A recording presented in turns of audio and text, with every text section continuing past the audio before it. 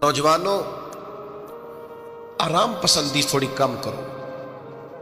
हर वक्त लेटना, हर वक्त आराम तलाश करना, ये कमजोर कर देता है जवानों। लक़द खलक़नल इंसान फी कबद, हमने इंसान को मुशक्कत में रहता हुआ पैदा किया। मैंने अभी दोस्तों से कहा है, फिर आपकी खिदमत में अर्ज करता हूँ, रात हो गई है तकरीबन 11 घंटे की। 7 बजे इशा होती है और 6 बजे के बाद ही उमूमन सब जगहों पे फजर की नमाज होती है, तो 11 घंटे की रात बनती। बहुत ज्यादा भी डॉक्टर कहता है कोई सोए तो 8 घंटे सो ले, नींद पूरी है। अगर इशा के बाद मोबाइल करो जल्दी बंद, तो जरा सहरी में उठो, बंदा हो जवान और उठ के पड़े तहज्जुद, तो मजा नहीं आ जाता। और जो सहरी के वक्त दुआ का मजा है, जो दुआ की लज्जत है, नबी करीम अलैहिस्सलाम ने सुबह सुबह सैयदा पाक को आवाज दे के कहा, ये हमारी तालीम के लिए, फरमाया उठो, ये रब करीम से सवाल करने का वक्त है। पिछली रहमत, पिछली राती रहमत रब दी करे बुलंद आवाजा, ओ बख्शिश मंगन वाले कारण खुला जे दरवाजा। लेकिन हमारा मसला ये है कि जिस टाइम जागना है उस टाइम सोते हैं, जिस टाइम सोना है उस टाइम। एक गुजारिश तो ये है कि कोशिश करें इन रातों में तो कम से कम तहज्जुद पढ़ी जाए, और ये कोशिश करके देखें, मजा आएगा।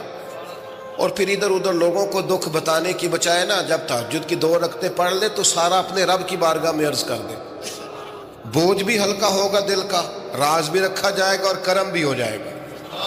और दूसरी गुजारिश ये है कि सरकार दो आलम अलैहिस्सलाम ने नौजवानों से कहा था, जवानों या निकाह करो या रोजे रखो। ये बड़े आसान दिन है रोजे रखने के लिए।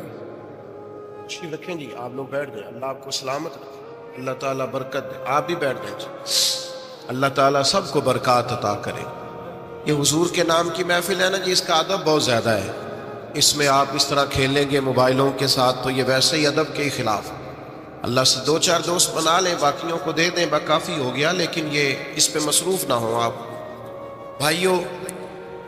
अल्लाह करीम ने इरशाद फरमाया कि वदाइयन इलल्लाह, हमने आपको दाइये इलल्लाह बनाया है, अल्लाह की जानिब दावत देने वाला। नबी अकरम सल्लल्लाहु ताला अलैहि वसल्लम ने जो अकायद और नजरियात हमें अता किए, अकीदा तौहीद और रिसालत की सूरत में, वो अकायद इतने जानदार और इतने मजबूत हैं कि वो बंदा मोमिन को ताकतवर कर देते हैं। आप देखिए, अरब के लोग मुख्तलिफ किस्म की ओहाम परस्तियों का शिकार थे। उनका ये ख्याल था कि जब हज करके वो आए हैं तो वो घरों के दरवाज़ों से दाखिल नहीं हुआ करते थे, बल्कि छतों से कूद कर आते। और कुरान मजीद फरमाता है कि इसको नेकी जानते। फिर वो बैतुल्लाह शरीफ का तवाफ करते तो माज़अल्लाह कपड़े उतार के करते। ओहाम परस्तियाँ, तरह तरह की बातें। मिस्र में एक दरिया था, एक औरत को ज़िबा करके डालेंगे तो फिर दरिया चलेगा। मुख्तलिफ ओहाम लोगों ने पाल लिए थे। आज भी मुसलमानों के अंदर ढेर सारी ऐसी चीज़ें आ गई हैं जो ज़ोफ़ एतिकादी का बायस बनती हैं। इसकी को ज़रा कम कर दें भाई। आप देखिए, लोग उलमा के पास नहीं जाते, बाबाओं के पास जाते हैं। तावीज़, धागा, काला जादू, नीला जादू। जिस नौजवान का काम करने को दिल नहीं करता उसे जादू हो जाता है। और फिर ये कि काली बिल्ली रास्ता काट गई थी, और फिर ये कि मैं बाहर निकलने लगा तो किसी ने आवाज़ दे दी थी। अजीब किस्म की ओहाम परस्तियों का लोग शिकार है। नबी पाक सल्लल्लाहु ताला अलैहि वसल्लम दाइये इलल्लाह है। सरकार ने लोगों के नजरियात को पुख्ता किया। हुजूर अलैहिस्सलाम के फयूज़ात रूहानिया से लोगों के दिल ताकतवर होते थे। मजबूत फिक्रें, मजबूत अकीदे सरकार के वसीले से मुसलमानों को नसीब हुए। हम जैसे जैसे देखिए ना, तसव्वुफ और तरीक में आपको अर्ज करूं, सूफिया किराम का असल मौजू अकीदा तौहीद है। असल मौजू इनका है। ये वो लोग हैं जो लोगों को सही मानों में तवक्कुल का صبر کا، شکر کا، قناعت کا، رجوع اللہ کا سبق دیتے ہیں، اصل موضوع ہی ان کا ہے۔ لیکن اب چونکہ صوفیہ کی جماعت میں وہ لوگ اللہ ماشاءاللہ خال خال رہ گئے، اور پھر یہ کہ بیٹھ گئے تعویذ دھاگے دینے والے، زاغوں کے تصرف میں، عقابوں کے نشے من، نتیجہ اس کا بڑا خطرناک برآمد ہوتا ہے۔ مضبوط فکریں، کبھی آپ اس روایت کو دیکھیں اور یاد کر لیں نا تو یہ بڑا نفع دیتی ہے۔ نبی کریم علیہ السلام نے حضرت عبداللہ ابن عباس رضی اللہ تعالیٰ عنہ سے فرمایا، عبداللہ، ساری دنیا مل کے تیرا بھلا کرنا چاہے کر نہیں سکتی جب تک رب نہ چاہے، اور فرمایا سارے دنیا دار مل کے تیرا کچھ بگاڑنا چاہے بگاڑ نہیں سکتے جب تک رب نہ، چھوڑ دے بیٹا، جب تک اللہ نہ چاہے۔ تو پھر رجوع تو اللہ کی جانب کرنا چاہیے۔ نبی اکرم صلی اللہ تعالی علیہ وسلم نے اپنی امت کو توانائی اس بات سے دی کہ اللہ ہمارے ساتھ ہے۔ آپ دیکھیے فکری تندرستی کتنی زیادہ ہے کہ 1000 کے مقابلے میں 313 لوگ ہیں، نہ اسلحہ پورا ہے، نہ گھوڑے پورے ہیں، نہ خوراک پوری ہے، لیکن وہ میدانوں میں اس طرح لڑے ہیں کہ 1000 کو بھاگنے پر مجبور کر دیا۔ وہ ابو جہل نے جب کہا نا جاسوسوں سے کہ جاؤ پتہ کر کے آؤ، تو انہوں نے آ کے کہا وہ تو 313 لوگ ہیں، بچے بھی ہیں، بوڑھے بھی ہیں، چیز کوئی نہیں پاس۔ تو ابو جہل کہنے لگا پھر تو انہیں گھوڑوں کی پشتوں پر باندھ کے مکے لے جائیں گے، وہاں جا کے دیکھیں گے کیا کرنا ہے۔ تو جاسوس کہنے لگا سردار اگلی بات بھی سننا، ہیں تو 313 لیکن جان ہتھیلی پہ رکھ کے آئے۔ جس کے خیمے کے پاس سے گزرے ہیں شہادت کی دعا مانگتے دیکھا ہے، ان کی آنکھوں سے چمکتی ہوئی روشنی اور ان کے لفظوں سے پھوٹتا ہوا ولولہ اور ان کی آوازوں سے نکلتا ہوا دبدبا کسی جگہ بھی انہیں کمزور نہیں ہونے دیتا، ان کے اندر کہیں بھی کوئی کمزوری نہیں آنے دیتا۔ غریبی کا نام لے کے سارا دن پریشان ہونا، غریبی کا نام لے کے اپنے آپ کو مظلوم ثابت کر کے لوگوں کو مدد پر اکسانا، بندہ مومن کا یہ طریقہ نہیں ہے۔ اپنی توجہ اللہ کی جانب کرے، نبی رحمت علیہ السلام کی بارگاہ میں استغاثہ پیش کرے، لیکن دنیا داروں کو مائل کرنا، لوگوں کی جیبوں کی طرف دیکھنا، یہ مومن کی شان گردن کو جھکا دیتا ہے خیرات کا پتھر۔ جہاں میں مانگنے والوں کے سر کبھی اونچے نہیں ہوتے، اور غیرت ہے بڑی چیز جہانے تگ و دو میں۔ بھائی آپ طاقتور بنے۔ دیکھیں نا، ایک نوجوان نے آ کے حضور کی بارگاہ عالی مرتبت میں عرض کیا تھا، یا رسول اللہ صلی اللہ علیہ وسلم، غریب ہوں کچھ دیجئے۔ تو حضرت جابر بن عبداللہ رضی اللہ تعالیٰ عنہ فرماتے ہیں، ہم نے حضور سے بڑا کچھ سنا، یہ لفظ نہیں، لفظ لا، یعنی میرے پاس نہیں ہے، یہ ہم نے حضور سے سنا ہی نہیں۔ ایسا کوئی محبوب کہیں ہوگا نہ کہیں ہے، بیٹھا ہے چٹائی پہ مگر عرش نشیں ہے، اور ملتا نہیں کونین کو کیا کیا تیرے در سے، بس ایک لفظ نہیں ہے جو تیرے لب پہ نہیں ہے۔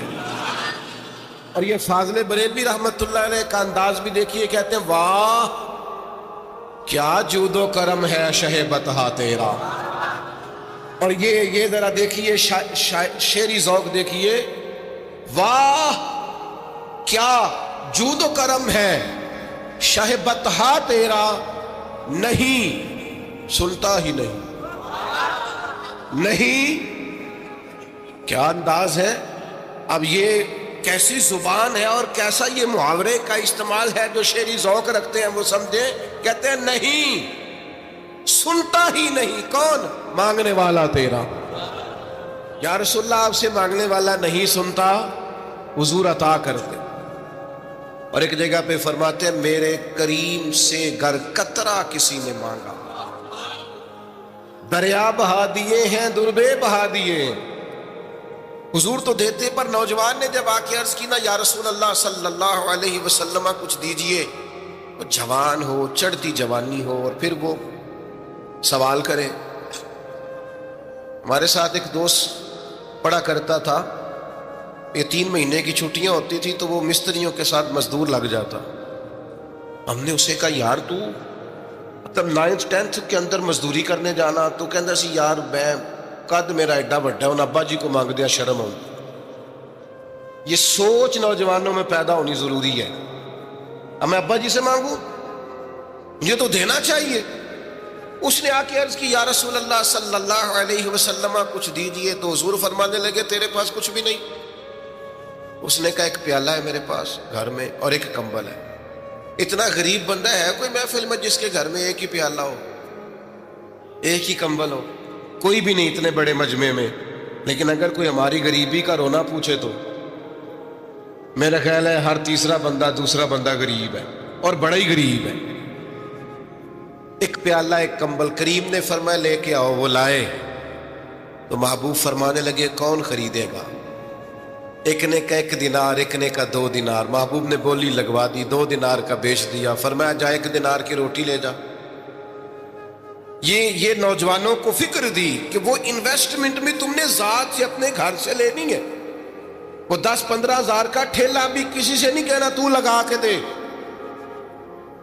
جاؤ 1 دینار کا کھانا لے جاؤ, 1 دینار کا کلاڑا خرید کے لاؤ. صحابہ فرماتے ہیں وہ کلاڑا لایا, پر نصیب دیکھو اس کلاڑے میں دستہ نبی کریم نے اپنے دستے مبارک سے لگایا.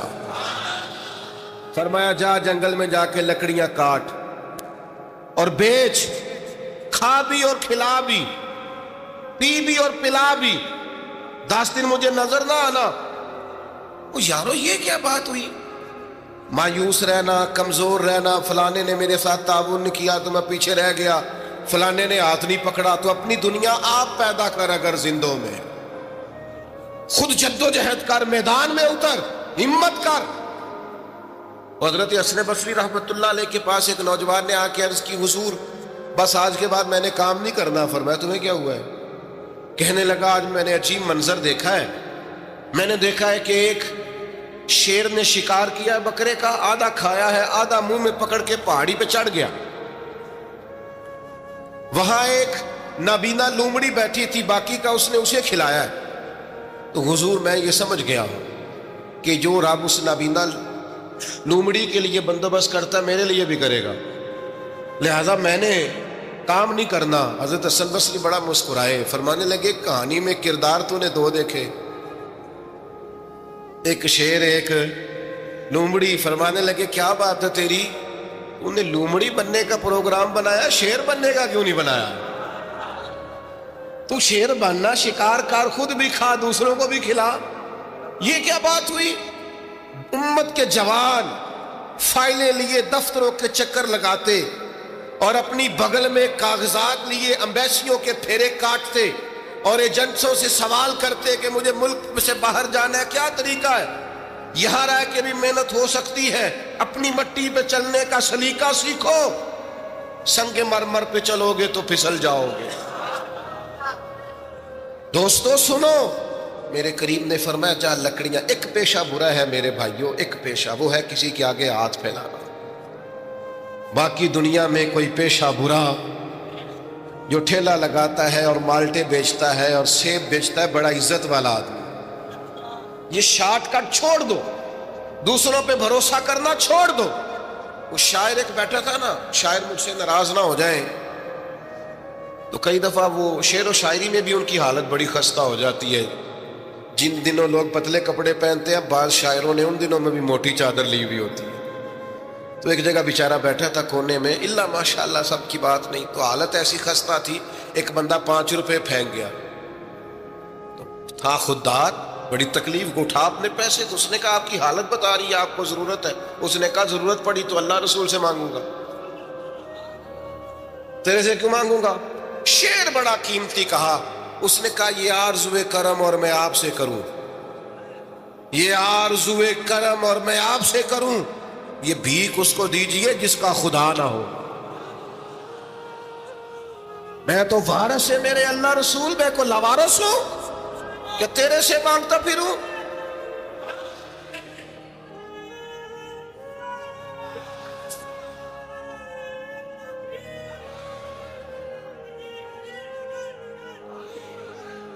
ماشاء اللہ ماشاء اللہ.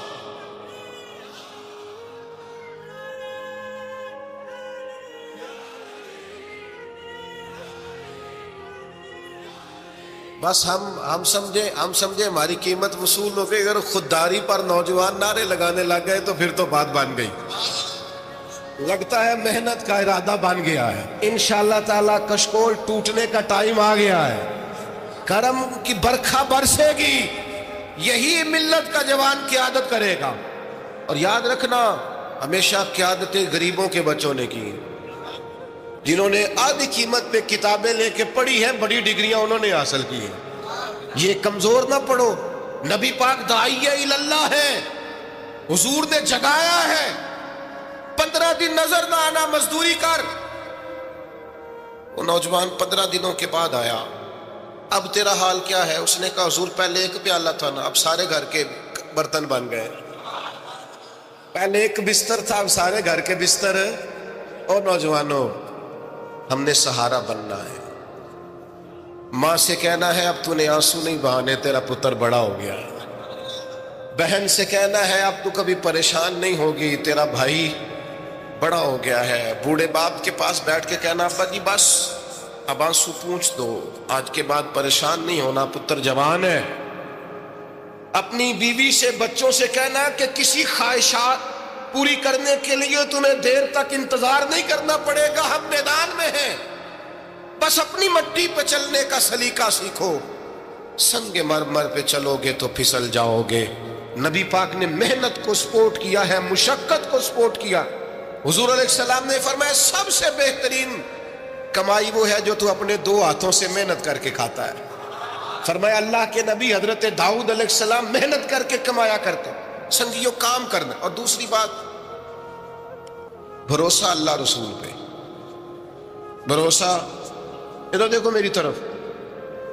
دنیا داروں سے امیدیں لگا لیتے ہو بہت زیادہ, تو دنیا دار بندے بیچارے کمزور ہوتے ہیں.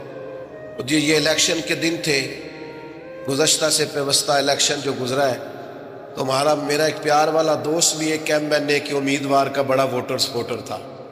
یہاں اس نے اس کا بیج فوٹو والا لگایا ہوا تھا. میں رات کو دیر سے جلسے سے لوٹ رہا تھا تو وہ کھڑا تھا باہر, اور اندر امیدوار صاحب تقریر کر رہے تھے.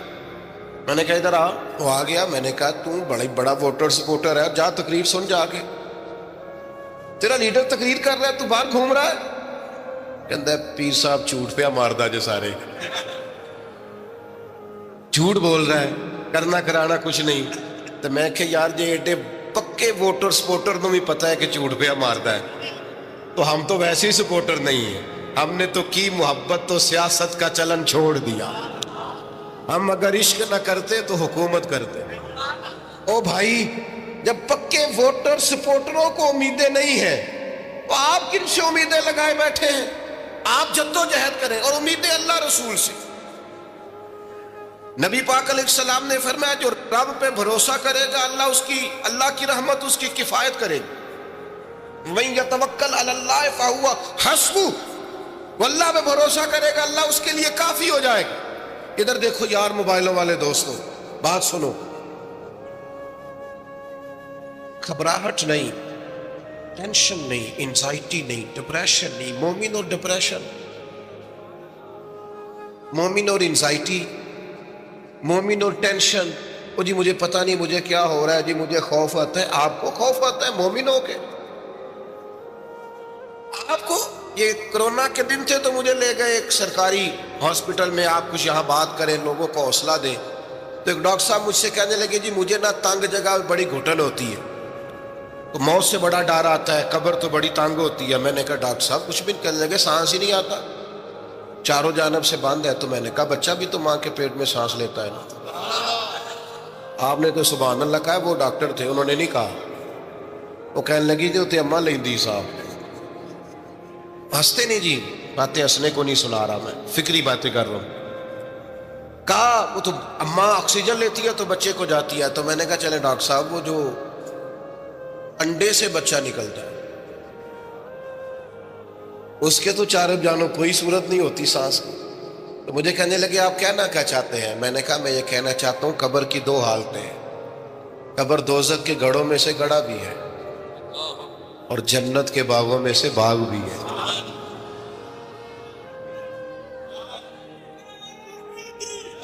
سنو یار، اللہ آپ کو خوش رکھے. ماشاء اللہ. سنیں جی سنیں، میں نے کہا اگر کسی کا یہ ذہن بن جائے کہ مرنے کے بعد میں نے باغ میں جانا ہے، 1 منٹ کے لیے سوچو نا یار. یعنی ادھر قبر بند ہوئی تو نیچے باغ، اور باغ بھی معمولی نہیں، جنت کے باغوں میں سے باغ. اور باغ ایسا شاندار جس میں آنکھ کھلی تو پہلی زیارت ہی مدینے والے معبود کی.